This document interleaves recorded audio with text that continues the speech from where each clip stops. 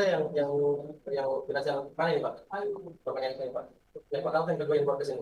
Ya, penemuan jenazah pada malam hari ini adalah jenazah yang kedua, ya, yang berjenis kelamin perempuan.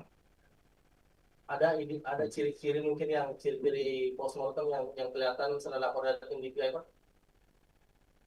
Pas bilang Ya, bisa.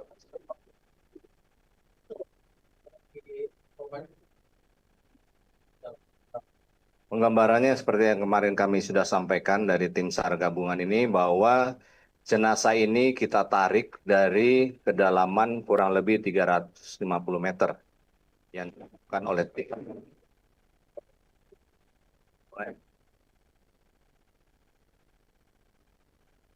Tadi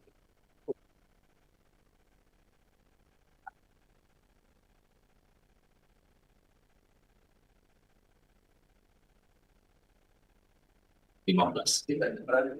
Dari pukul 7.15, tim evakuasi langsung menurunkan jenazah sampai dengan di pos Desa Tompobulu ini sekitar pukul 20.00. Langsung diterima oleh tim DPI dari Polda Sulawesi Selatan.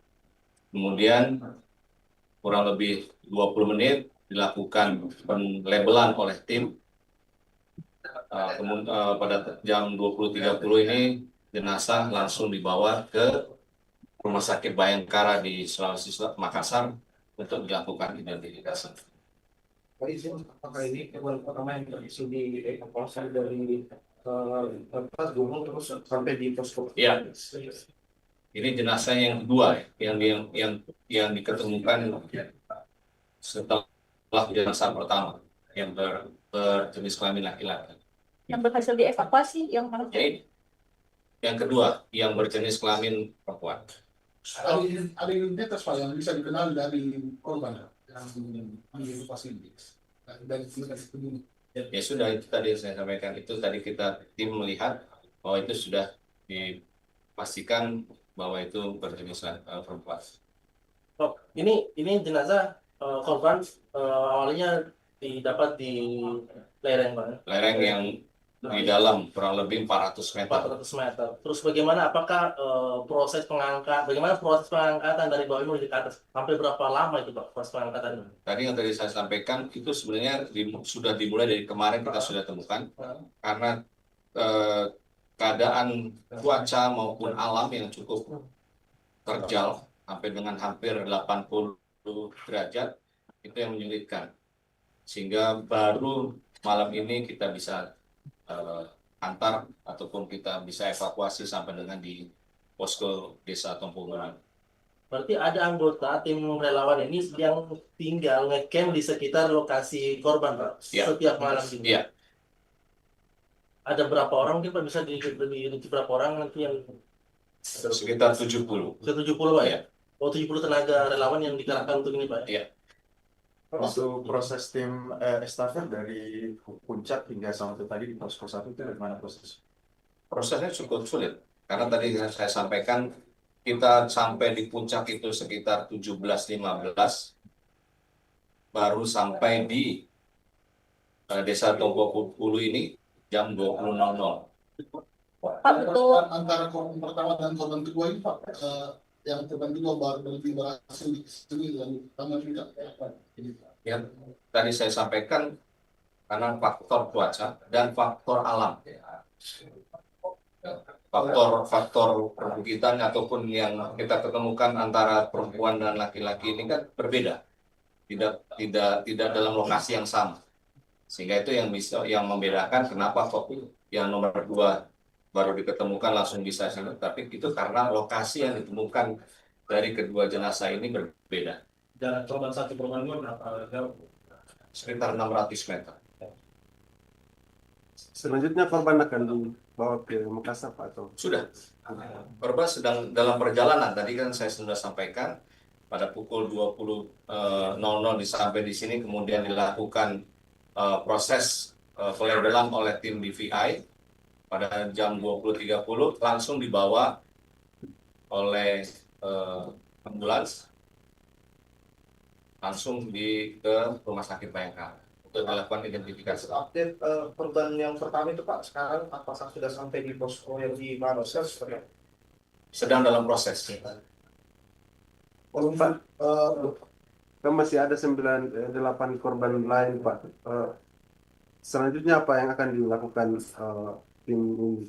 Tetap dari tim Basarnas setelah melakukan rapat, kami tetap melakukan proses pencarian yang akan dimulai besok hari. Kalau terkait dengan golden time yang dibilang kemarin Pak, seperti bagaimana Pak? Apakah masih optimis dengan 8 orang yang lain Pak? Kita pasti optimis. Pak, mengingat penemuan dua korban ini prosesnya melalui jalur darat, sementara sebelumnya kan ditawarkan menggunakan jalur udara. Apa pertimbangan sampai hanya menggunakan jarak jika menggunakan jalur udara, jarak dari lokasi dengan langit itu dekat, Pak? Tadi kan saya sudah sampaikan, Mas, dan kita sudah sama-sama ketahui pada saat tim berangkat tadi pagi itu sudah dalam keadaan hujan yang sangat lebat dan tidak mungkin tim evakuasi udara melakukan kegiatannya atau dalam arti mereka harus dengan helikopter. Itu yang mengakibatkan salah satu opsi yang dipakai adalah melalui jalan darat. Pakai modifikasi cuaca masih berlaku Pak, efektif atau seperti apa?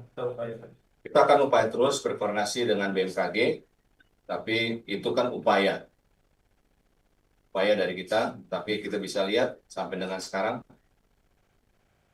baru jam 20 hujan dan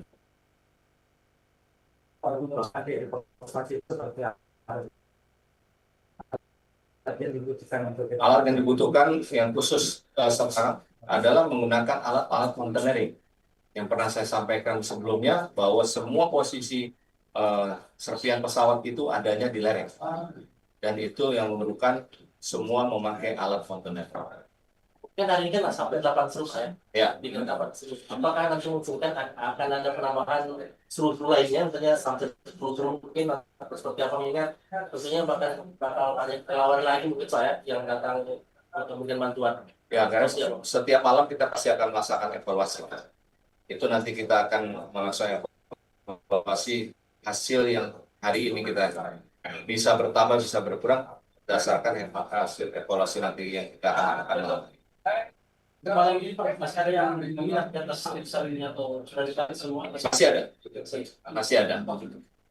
Ada 7 tim. Itu dengan maksud kita untuk memenangkan waktu. Daripada kalau kita pagi hari baru berangkat, sampai di sana ternyata baru 2-3 jam kerja sudah hujan lagi.